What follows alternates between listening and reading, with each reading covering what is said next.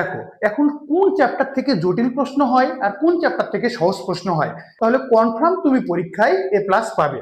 দেখো আমরা দেখাবো কোন চ্যাপ্টারের কোন টপিকগুলা সিকিউ এর জন্য ইম্পর্টেন্ট, কোন টপিকগুলা MCQ এর জন্য ইম্পর্টেন্ট। তো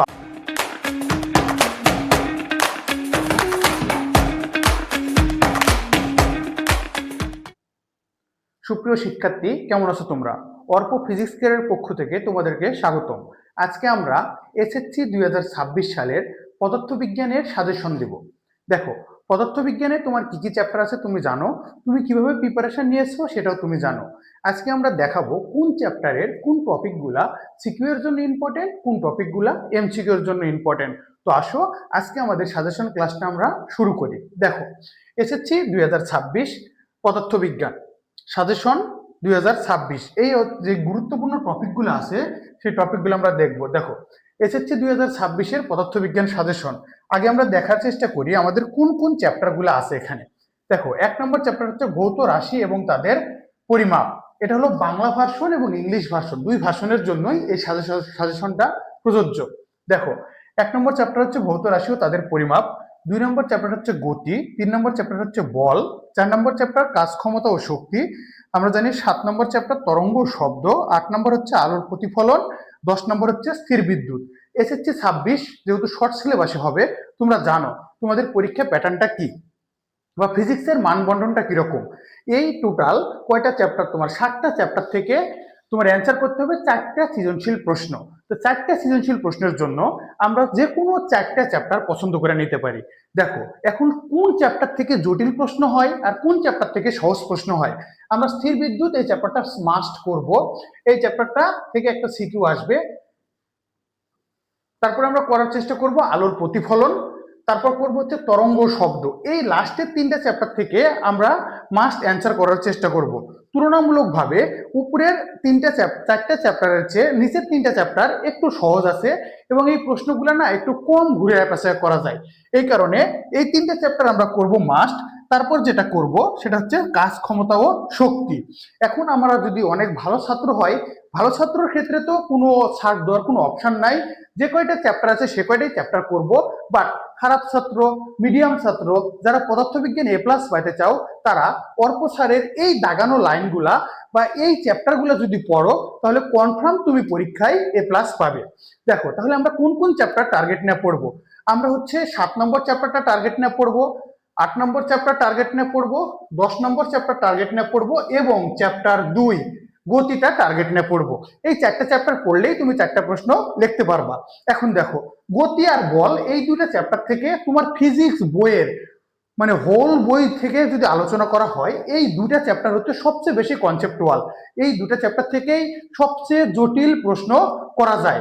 তাহলে আমরা পদার্থের MCQ এর জন্য এই কয়েকটা চ্যাপ্টার ফুল ভালোভাবে পড়বো এবং MCQ এর জন্য বিগত সালের যে বোর্ড কোশ্চেনগুলো আছে সেগুলো পড়ার চেষ্টা করব।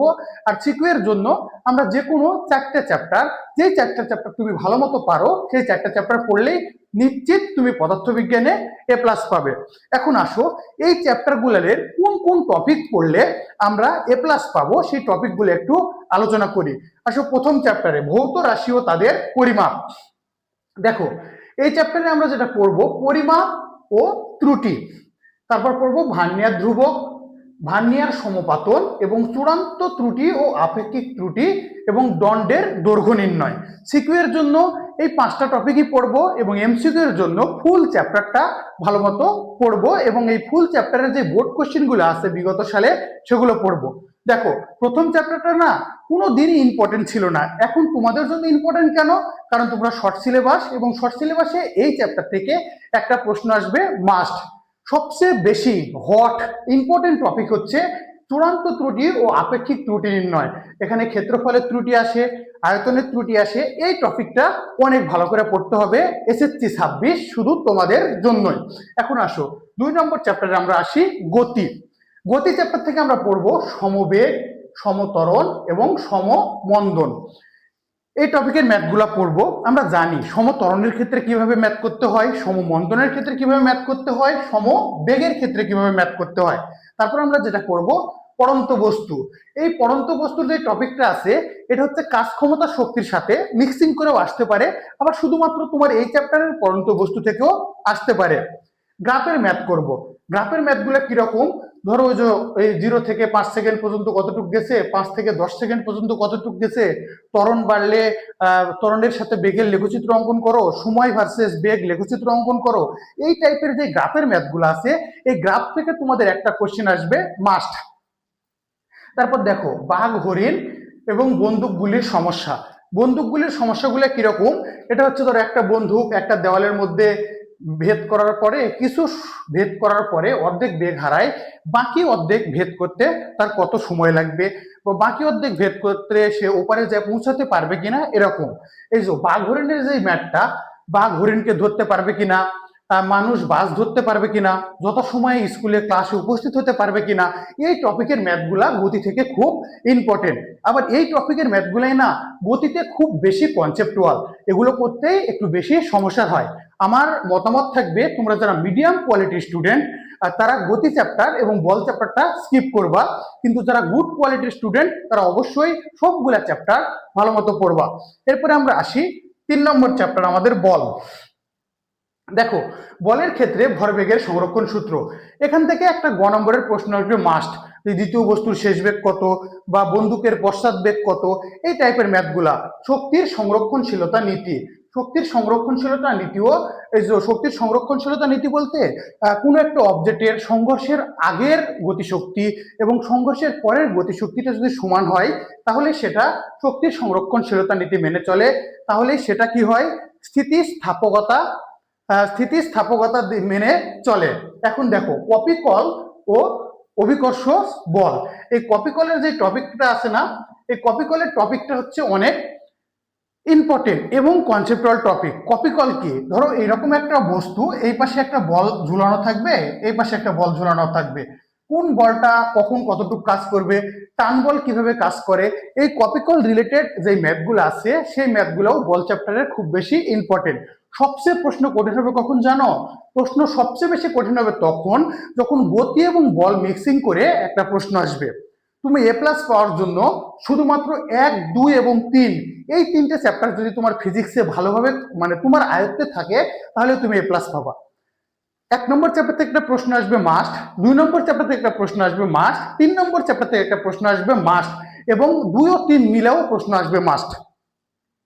তারপর দেখো বলের পরে আমরা যে চ্যাপ্টারটা করব সেটা হচ্ছে কাজ ক্ষমতা ও শক্তি। কাজ ক্ষমতা শক্তি একটা হট চ্যাপ্টার। এই চ্যাপ্টারের ক্ষেত্রে স্থিতিশক্তি ও বিভব শক্তি রিলেটেড যে ম্যাথগুলো আছে, ধরো কত উচ্চতায় গতিশক্তি বিভব শক্তির দ্বিগুণ হবে, গতিশক্তি বিভব শক্তির সমান হবে কিনা, তারপর যান্ত্রিক শক্তি বিভব শক্তির সমান হবে কিনা, একটা আর একটার কত গুণ হবে, এই গুণগুলা এই গতিশক্তি এবং স্থিতিশক্তি বা বিভব শক্তি এর মধ্যে খুবই বেশি ইম্পর্টেন্ট, অনেক অনেক ইম্পর্টেন্ট এই চ্যাপ্টারের জন্য। তারপর দেখো কাজ ক্ষমতা শক্তির আরেকটা ইম্পর্টেন্ট টপিক হচ্ছে কর্মদক্ষতা ও ক্ষমতা, মানে কত সময় ধরে তুমি কাজ করো, তোমার যন্ত্রের কর্মদক্ষতা কত, যন্ত্রটা কতটুকু শক্তি অপচয় করছে, এই রিলেটেড প্রশ্নগুলা বোর্ড কোশ্চেনগুলা তুমি সবচেয়ে বেশি ভালো করে করতে পারবা। তারপর হচ্ছে স্প্রিং এর ক্ষেত্রে, স্প্রিংটা এসএসসির জন্য কম ইম্পর্টেন্ট হলেও বিভিন্ন বোর্ড পরীক্ষা অ্যানালাইসিস করে দেখা গেছে যে স্প্রিং এই টপিক থেকে ওই যে স্প্রিং এর ক্ষেত্রে গতিশক্তি বিভব শক্তি দ্বিগুণ হবে কিনা, 1 গুণ হবে কিনা, 4 গুণ হবে কিনা, এগুলো পরীক্ষায় আসে। তারপর আমরা দেখো তারপরে যে চ্যাপ্টারটা আছে শব্দ তরঙ্গ। শব্দ তরঙ্গ চ্যাপ্টারটা অনেক সহজ, মোটামুটি ভাবে আগের যে চ্যাপ্টারগুলো আমরা পড়বো তার চেয়ে তরঙ্গ শব্দ চ্যাপ্টারটা অনেক সহজ। এই চ্যাপ্টারে দেখো বেগ, কম্পাঙ্ক, তরঙ্গ দৈর্ঘ্য রিলেটেড যে সূত্রটা আছে V equal to F lambda, এই সূত্র দিয়া আমরা এই চ্যাপ্টারের ম্যাথগুলো করব। V equal to F lambda related যে সূত্রগুলো আছে সেগুলো দিয়ে ম্যাথ করার চেষ্টা করব। আর যেটা করব সেটা হচ্ছে ধরো যে V is proportional root T, এই সূত্র দিয়া দেখবা অনেক ম্যাথের শুরুতে এই সূত্রতে ফেলে তারপর প্রতিধ্বনি নির্ণয় হবে কিনা, প্রতিধ্বনি শোনা যাবে কিনা, কত দূরত্ব পর্যন্ত প্রতিধ্বনি শোনা যাবে, এই টপিকগুলা এই সূত্রের সাথে মিক্সিং করে আসে। এখান থেকে আমাদের যে সূত্রটা আসে সেটা কি, V2/V1 is equal two root over T2/T1, এই সূত্রতে ফেলবো। তারপর আমরা পড়বো কি প্রতিধ্বনি ও দোলনকাল। প্রতিধ্বনির জন্য সূত্র কি, প্রতিধ্বনির জন্য সূত্র হচ্ছে 2D equal to VT, 2d is equal to VT, এবং দোলনকালের জন্য সূত্র হচ্ছে টি ইজ ইকাল টু 2π√L/g। এটা হচ্ছে দোলনকাল। তাহলে তরঙ্গ শব্দ চ্যাপ্টারটা তুলনামূলকভাবে সহজ কোনটার চেয়ে? গতি, বল এবং ভৌতরাশি ও পরিমাপ চ্যাপ্টারের চেয়ে তরঙ্গ শব্দ চ্যাপ্টারটা সহজ। এই কারণে আমরা তরঙ্গ শব্দ চ্যাপ্টারটা খুবই গুরুত্ব সহকারে বিগত সালের বোর্ড কোশ্চেন গুলা করব। আমরা যদি রিসেন্ট 2টা বা 3টা বোর্ড কোশ্চেন করি না, তাহলে কিন্তু আমরা বোর্ড পরীক্ষায় অনেক ভালোভাবে কমন পাবো এবং অনেক ভালো একটা নাম্বার তুলতে পারবো। এখন দেখো, এখন আমরা যে চ্যাপ্টারটা করবো সেটা হচ্ছে আলোর প্রতিফলন। আলোর প্রতিফলন আর আলোর প্রতিসরণ এই দুটো চ্যাপ্টার মিলে আগে প্রশ্ন হতো। যেহেতু শর্ট সিলেবাসে আলোর প্রতিসরণ নাই, সেহেতু আলোর প্রতিফলন থেকে একটা প্রশ্ন আসবে মাস্ট। প্রতিফলনের ক্ষেত্রে মোস্ট ইম্পর্টেন্ট, হটেস্ট ইম্পর্টেন্ট, টপিকটা হচ্ছে লক্ষ্যবস্তুর বিভিন্ন অবস্থানে প্রতিবিম্বের বৈশিষ্ট্য। এই যে দর্পণের পিছে অবস্থান হয় কিনা, দর্পণের সামনে অবস্থান হবে কিনা, দর্পণ হতে কত দূরে অবস্থিত, কোথায় গিয়ে প্রতিবিম্ব গঠন করবে, এই টপিকটা, এই যে 6টা চিত্র সহ যে টপিকটা আছে, এই টপিকটা এই চ্যাপ্টারের সবচেয়ে বেশি হটেস্ট ইম্পর্টেন্ট টপিক। এখন দেখো, এখন আমরা দর্পণের যে সূত্রটা আছে, সূত্রটা কি? 1/v + 1/u = 1/f। এই সূত্র দিয়ে আমরা ম্যাথ করব।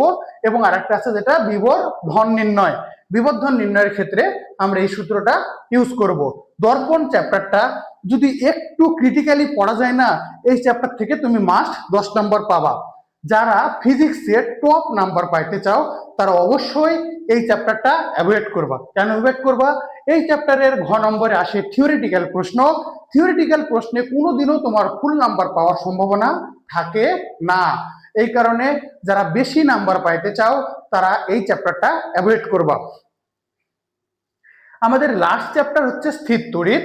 এই যে তোমার ফিজিক্সের যে কয়েকটা চ্যাপ্টার আছে সবচেয়ে তুলনামূলকভাবে সহজ চ্যাপ্টার, মানে তোমার ফিজিক্স বইয়ের সবচেয়ে সহজ চ্যাপ্টারের নামটা হচ্ছে স্থির তড়িৎ।